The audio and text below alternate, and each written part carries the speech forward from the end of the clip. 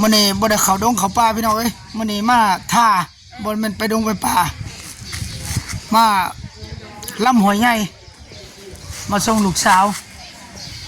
สิข้ามไปฟังนั่นไปหาเฮ็ดเวียกเฮ็ดงานพี่น้องเอ้ยอยู่บ้านเฮาก็บ่มีอะไรหาก็เลยให้ลูกสาวไปคนเอาเครื่องลงตอนนี้กำลังมาฮอดท่าปากตะพานปากตะพานเนาะที่ขึ้นกับเมืองละครเพลงแขวงสารวัตรตรงขามกับปากแซงอำเภอยังก่อปากแซงอำเภอนาตาลจังหวัดอุบลราชธานีเนาะคือว่าเพิ่นเสียดขัวเฮ็ดอีหยังอยู่ว่างได้ก่อนได้ยินว่าเพิ่นเสียดขัวอยู่ใต้พุทธบ่แม่นบ่เฮาแน่เห็นหินน่ะแม่นบ่ฮะโอ้มันไปชงลูกชายแต่เราก็ย่างไม่ไปเด้อมันมีบ่ทางไปเอ็นบ่อนเฮาสิไปขัวน่ะบ่อนเขาเจ้าสิสร้างขัวน่ะเดี๋ยวเฮ็ดบ่กินภาษาไม่มีทางเขาแง่นะครับทางแง่เข้าไปเลยโอ้รถไปฮอดแม่นบ่โอ้อยากไปชมเบิ่งอยู่เนี่ยใหญ่ไปนี่นะเลยโคกเดี๋ยวไปโอ้เด้อไปเบิ่งอยู่บ่น่ะเบิ่งสิยากโอ้เจ้าน้อยเนี่ยโรงพยาบาลก็เห็นเนาะเด้นั่นบ่อนเขาเจ้าเสียดขัวแผนทางรัฐบาลเพิ่นเสียดจ้างเพิ่นลงบ่ล่ะขัวขาดไปไปกระเป๋าเสื้อผ้าพาดขึ้นใส่บ่าอำลานาลังไป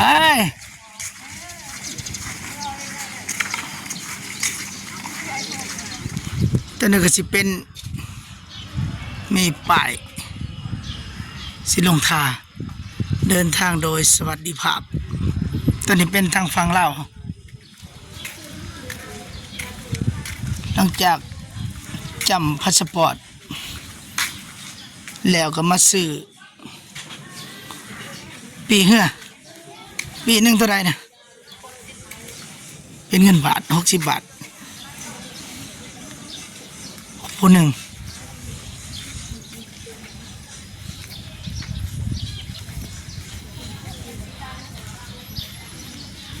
ตอนนี้ก็จะเป็นประมาณบ่าย3 โมงกลัว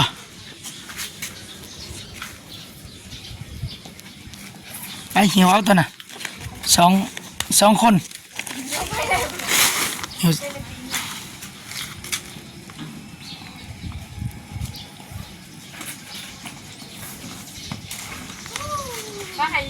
ไปลงมาท่านบายที่คงยังจิตลงไปส่งอยู่นี่ถึงไปแล้วก็ก้อนสิขามก็ต้องได้ซื้อ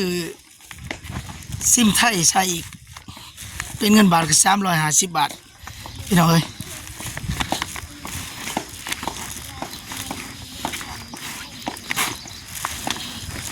ผมซื้อว่ารอบแรกนี่คนบ่หลายบ่ค่อยมีคนปานใดเอาก็ถือกระเป๋าซอยลูกสาว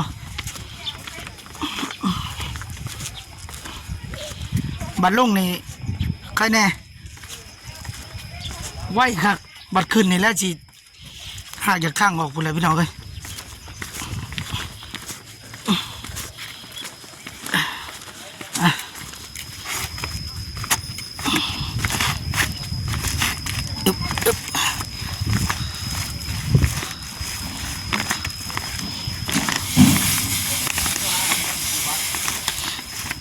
โอ้แกเอาเลยคือบ่ถือ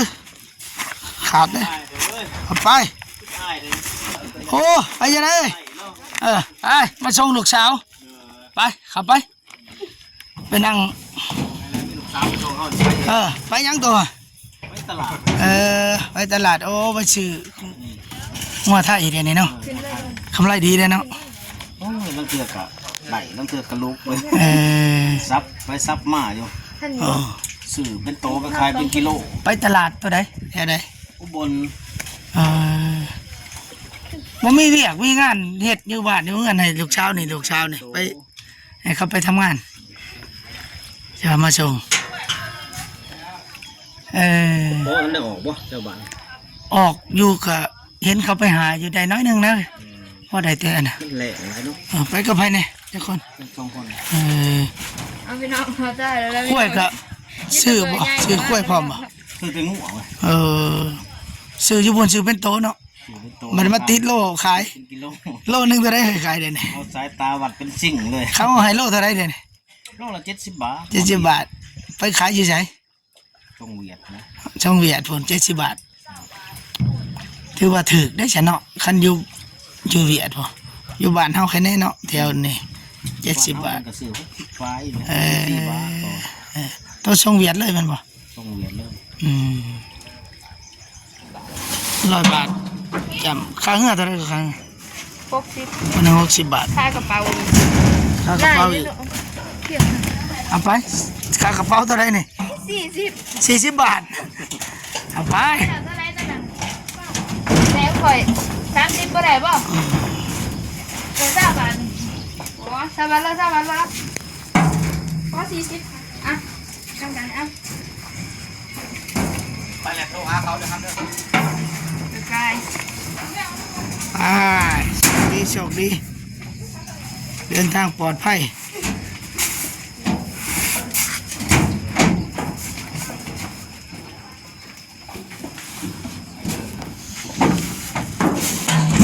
ได้เวลาเมื่อสิออกเจ้าก็ได้คน2 4 6มัน6 7 คนได้เวลาออกขั้นนั้นคือจิบ่ท่านได้ออกเนาะคนบ่ท่านได้พ่อบ่เฮ็ดแบบเก่าได้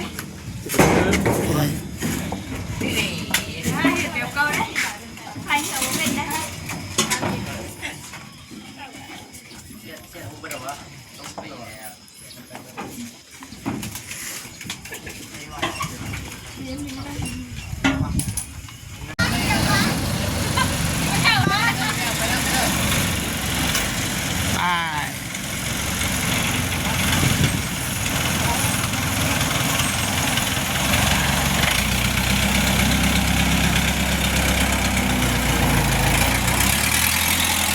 ตอนนี้เหือกำลังออกนี่สิเป็นเหือเล่านะขามส่งไปทางฝั่งไทยขามมาปีตะขี่เหือเล่าขามไปปุ่นคนที่มาแต่ทางฝั่งนั้นก็ขี่เหือไทยตัวนี้ก็สิเป็นปากแช่ในวัดปากแช่เนาะก็ได้เป็น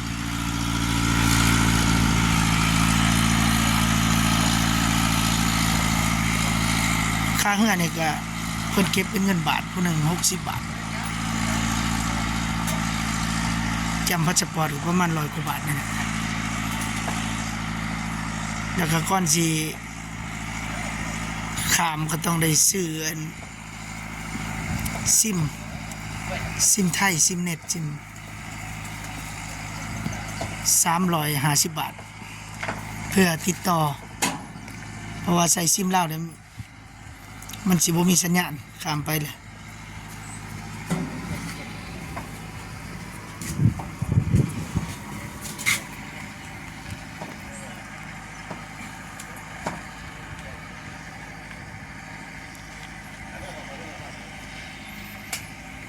โอ้สิหอดเลย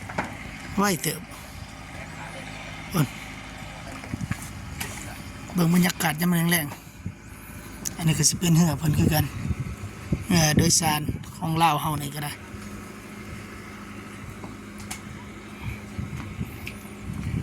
ตัวนั้นเป็นเหือใหญ่ตัวนั้นคือบ่เห็นใส่บริการปุ่นน้องแนมเห็นอยู่ทางใต้พุ่นอาซิเมนบอลที่เพิ่นว่าเพิ่นจะสร้างสะพานมิตรภาพไทยลาวต่อไปเพิ่นสิสร้างอยู่หั่นถือว่าเหมาะเชื่อมโยงต่อระหว่างละครเพลงแขวงสารวัตรกับปากแซงอำเภอนาตาลจังหวัดอุบลราชธานี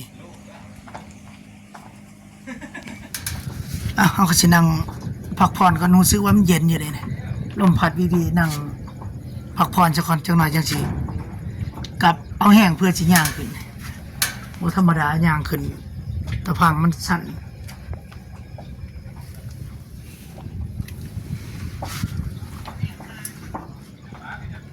ทางนี้สิเป็นทิศเหนือน้ำไหลลงมาแต่บนเป็นแม่น้ำคลองก็ถือว่าเป็นแม่น้ำคลองตอนใต้ตกออกใส่ทะเลต่อใส่เขมรหมดเลย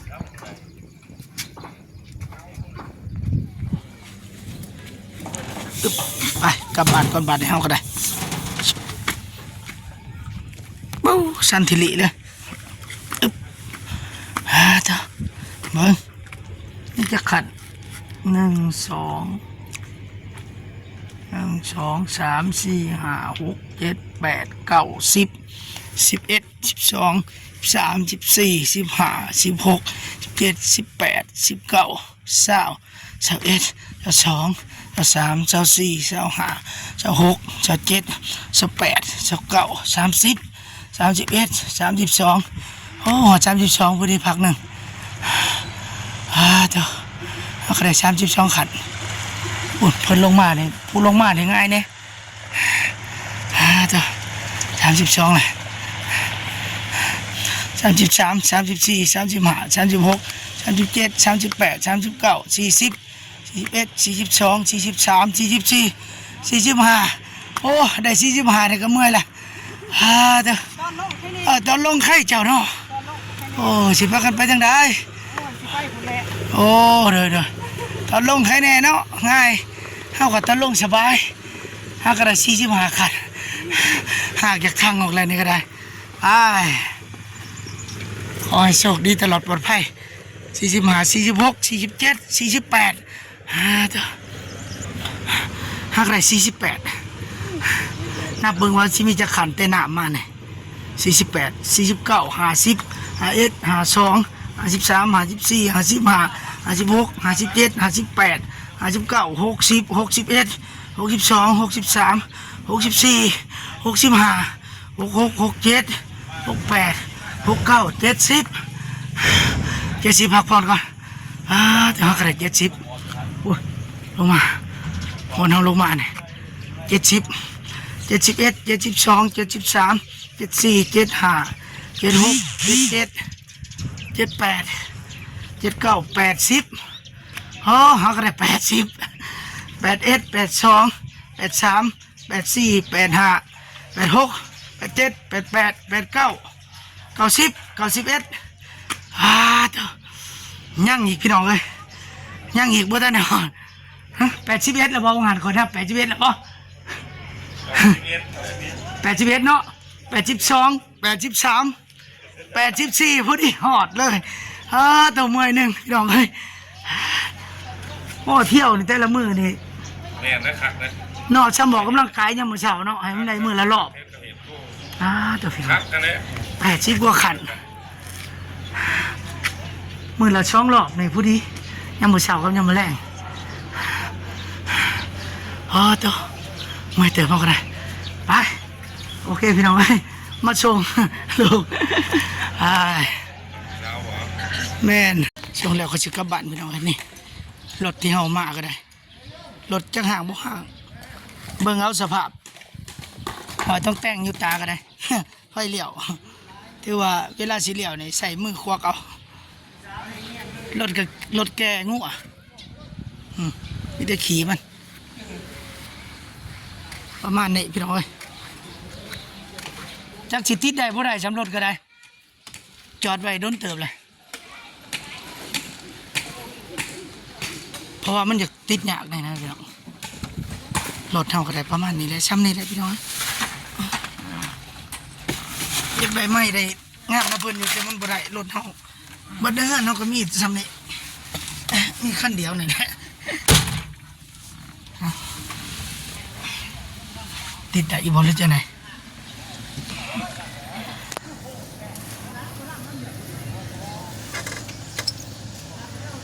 เก่ามันเย็นจะคนจะติด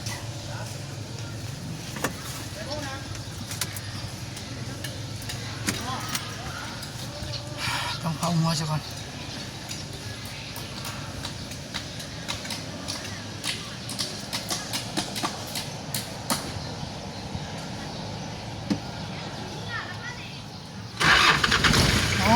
โอเคเยี่ยมบาดเดียวเลยคือว่าสิติด